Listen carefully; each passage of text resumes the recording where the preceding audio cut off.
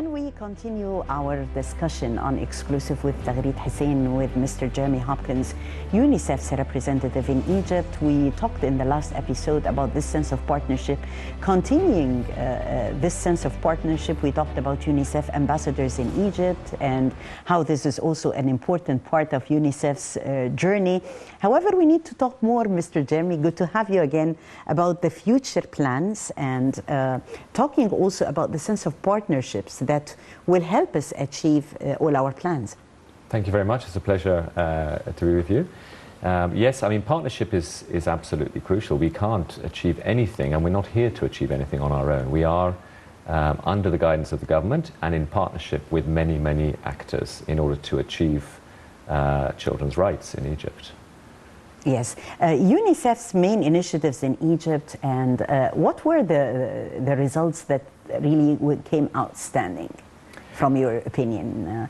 We have worked on a 5-year plan already, so tell me more about the results that came really outstanding. I'll give you a couple of examples. Yes. And you know, often in a country like Egypt, which has enormous capacity, it's about bringing a good practice based on our international experience and international standards, bring a good practice to the country, remodeling it to fit the context of Egypt, and then with the government, and then asking the government to take it on and take it to scale. So we have a couple of interesting models that I'd like to focus on for a second. So one is using the health centre as an opportunity for poorer mothers to bring their children for daycare. Don't normally have daycare options, and they need somebody to look after their children so that they can go out and earn a living or look after the rest of the household. So we have been piloting that with the Ministry of Health and Ministry of Social Solidarity, which is a fantastic program. Another, again, smallish scale, but I went to visit it myself in Qina, was working with a certain number of schools under the Directorate of the Ministry of Education to prepare parents, teachers and children on how to integrate physically or mentally disabled child into a mainstream school. And I saw the results with my own eyes, very impressive.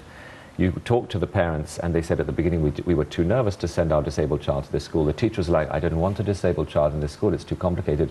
You give them the tricks, you show them give them the skills, give them the facilities, a little bit of logistical support, and it can work. So that's something that's a model that we're scaling up. Then at the very high level, you know, we work with the Ministry of Health, for example, on vaccinations. The recent polio campaigns being an example. Yes. Obviously, the current COVID vaccination campaign, we're providing some technical support, very much under the leadership of the ministry.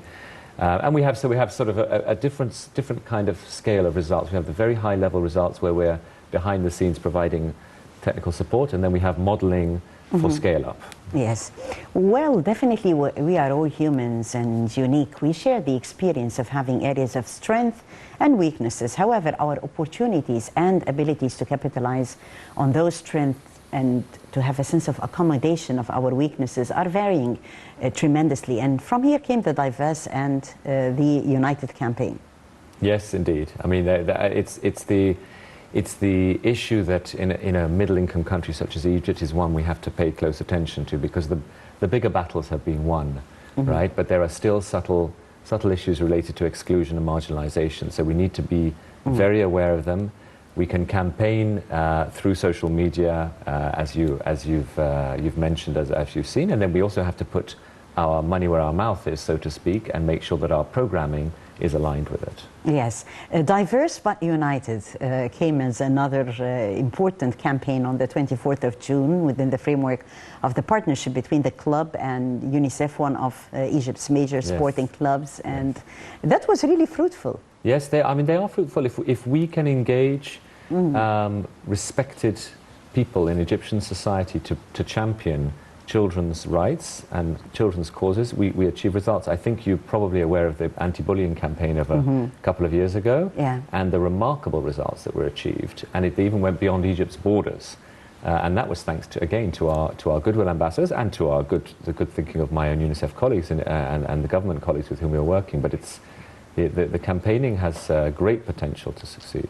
Yes, definitely. Well, the expected results of UNICEF's work in Egypt are contributing to national efforts and also the priorities that Mr. Jeremy has been talking about, and also Egypt's 2030 National Sustainable Development Strategy, as well as the UN Partnership for Development Framework. So we have like 7 years, last 7 years, and the last 7 years Egypt has achieved a lot, tremendous leaps under the leadership of President Sisi. Would you tell us more about the main fruits of the past 7 years that you consider to be stars in the history of a sense of partnership between Egypt and UNICEF? Sure. I think, if I just go to touch on 2 or 3, the under 5 mortality rate is now really quite low. It's, of course, even if one child dies under 5, it's too high, but it's 20 per 1,000, which compares very favorably with the, if you look at the trajectory that Egypt's been on over the last 20, 30 years. So that's a great improvement, and that is a testament to the health services at the basic level. If you look at primary education, we have gender parity between boys and girls. That's an enormous achievement. Similarly, I should say we don't have gender parity at secondary education level. We still have girls dropping out too soon, too early. And if we look in the protection section, the way we work with the Ministry of Social Solidarity, I think the child protection committees that we now have run by the National Council for Childhood and Motherhood and the Ministry of Social Solidarity that refer any vulnerable child through the Child Helpline to the required services is also a great achievement. And these are all very much in line with the 2030 vision of Egypt. Yes, definitely. And also among the components and the achievements of Egypt throughout the past 7 years was the fact that we took great leaps in empowering women and also preparing women for leadership. And this happens still with the kids at an early age. How about UNICEF's contribution in that respect to prepare the female leaders for the future? So we are very conscious of the evidence that shows very directly that if you invest in a girl's education, you have the fruits of that investment in her adult life and for the life of her children and her family. So we know that earnings go up, life expectancy goes up, the educational outcomes for her children go up if she goes and completes her secondary education. So one of our big efforts is to try to have girls complete secondary education. Another piece of work that we're doing with the National Council for Childhood and Motherhood is called DAWI, and it's a girls' empowerment initiative. And we've reached about 300,000, but it's online. We really want to scale it up to the millions that it needs to be, to have girls able to discuss the challenges they face and how they're going to get over them. And I have to mention 2 challenges that we do face in terms of girls and women's empowerment, and that is female genital mutilation and early marriage. These are challenges to the empowerment of girls and women. And but still, we managed to get great leaps also in fighting those two. Definitely. Yeah. I mean, it's quite remarkable. I think we're going to witness the drastic decline of female genital mutilation in our generation, so to speak, while we're here. The government has taken absolutely the right approaches, and all the pieces of the puzzle are in place for us to see that drop drastically, and child marriage along with it, we hope. Yes. UNICEF is aligning its programs with the national and international development priorities, and this, in fact, is including Egypt's Vision 2030, the Sustainable Development Goals, and also UNICEF's 5 global goal areas. So the role Egypt is playing definitely in the region and in Africa concerning UNICEF's goals and targets as you see it. Well, I mean, Egypt, as I mentioned earlier in the last segment, is that Egypt has 40% of the Middle East and North Africa's children. That's enormous. So that means what Egypt does counts, and it means that regionally, certainly in UNICEF, and also if I believe many countries look to Egypt for leadership on social issues. So what Egypt does with its social protection program, others may learn from. What Egypt does in its education program and the reform that's ongoing, which is quite remarkable, other countries are going to learn from. Universal health coverage, other countries are going to learn from. And Egypt, I see them also playing a very strong role in the African Union. So they're bridging between obviously the Middle East and North Africa and the African Union. And they are spearheading lots of initiatives. And we as UNICEF, because we're present in 190 countries, so we're present in all those other countries, we often call on Egypt to show that leadership, provide the leadership, and help us learn on behalf of children more globally. Mm-hmm. The online learning platforms for children after COVID, and how far children are adjusting to this new sense of online education. In your opinion, the pros and cons, and how did UNICEF see this experience? Well, I have to congratulate the Ministry of Education in the sense that they were far-sighted in that they had a big investment already in digital learning that was ready to go when the corona pandemic hit, luckily. Otherwise, we would have been in a much worse state. So that was the vision of the ministry and the minister. Of course, there are cons, though, and our biggest concern is the digital divide, we call it, where the most vulnerable and marginalized children may not have access to the same technology, equipment, electricity, internet connection as mainstream children. And that the ministry is very aware of that, and we are working with the ministry to try it wherever we can to reduce that digital divide. And during the pandemic, we do know that some children did not study to the level that we would have hoped, but nor did they in any country. So Egypt actually has better indicators than many other countries for the online learning during the pandemic.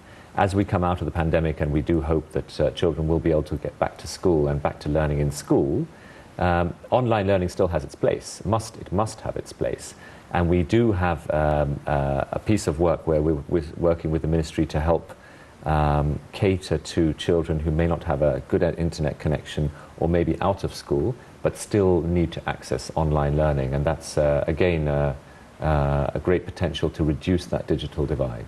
Yes, that would be great. And talking also about your priorities, Mr. Jeremy, and you know, each representative comes also with a vision and with dreams that he wants to achieve. While we are setting a new plan in action, and you told us about one of the pillars or one of the secrets concerning youth empowerment. Right. And what would be the priorities on your desk in the sense of cooperation in the coming phase? So, I mean, it will be the government that sets the priorities with us. Yes. But I think we will have a continued piece of work around social protection and social workers. Social workers are the people who interact with the most vulnerable children, and I think there's a lot of potential to strengthen that cadre, and in the context of the cash transfer social protection schemes that exist in this country. A second piece is obviously to support the Ministry of Health in the transition to universal health coverage through our work in primary health care. And a third would be working with the Ministry of Education to support the ministry bringing good practices to the table as they roll out Education 2.0. And then the fourth one, which I mentioned earlier, will be to work with young people and help them transition from adolescence to adulthood, learning to earning. Yes. If we talk about other projects that would be involving the children, I guess we have here on ITV International Kids Show, for instance. This is a program that is mainly talking about kids' inspirational stories and expertise, and also promoting their ideas. So that kind of having the children as heroes and as ambassadors, did you think of that, having some of the children to be chosen as UNICEF's ambassadors, for instance?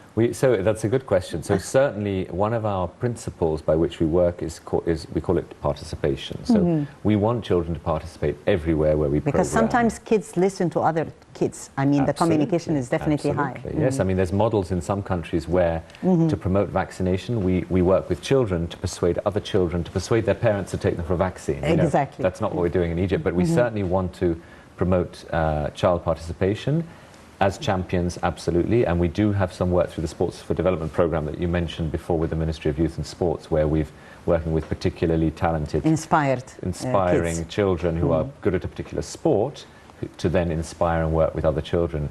And wherever we can, for example, the other day we had a discussion with children on their understanding of nutrition, We want to hear from children about these technical issues, see what they think and see how they think they can change the world. And Ahmed Hilmi can help a lot in that because he used to present also on TV before a kids show. Yes, indeed. And I mean, it was very successful. It was a hit then. Yeah. He's just recently been appointed as a Goodwill Ambassador for the region. Yeah. And I'm quite sure he'll be working on these kind of portfolios. Yes, absolutely. Yes, I'm quite sure that we have lots in store together and lots of future plans between UNICEF in Egypt and definitely also in Africa. Before wrapping up, a final message that you would like to direct through Nile TV International. Who are you going to direct this message to?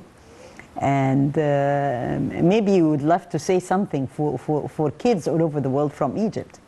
I would love to say two things, if I may. One is that I haven't yet, but we have to acknowledge that none of the work we could do would be without the generous support from our donors, who are many, many member states of the United Nations, who step up either at central level or at country level to provide support for the work we do. To children themselves, I would love to say a few things. I would say, get to school, get to learning, tell your parents to look after you well, and dream big, because if you get into school and you dream big, there's no limit. Definitely dream big and have passion for what you are doing or what you will be doing to be successful. And we have here Mr. Jeremy Hopkins as a great example with his diversified experience all over the world. I thank you so much, Mr. Jeremy Hopkins, UNICEF's representative in Egypt, for that exclusive. Honored. Thank you, Dr. Taghreed. It was an honor. Thank you.